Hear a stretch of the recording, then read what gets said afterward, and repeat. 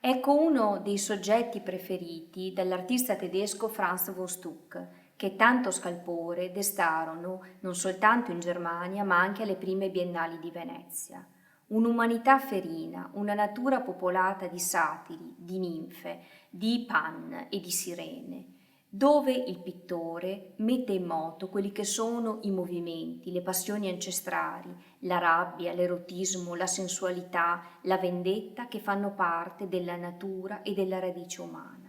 In Vostok, dove satira e scherzo si uniscono in maniera mirabile, vediamo che un satiro sta quasi per violentare una ninfa che cede alle sue lusinghe. I colori non sono usati in maniera casuale, sono colori forti, violenti. Il verde è il simbolo della vita, il blu è il simbolo dell'oscurità, il rosso il simbolo della sensualità, in una fusione perfetta e violenta che fanno di quest'artista uno dei fondatori, poi in seguito, dell'espressionismo tedesco.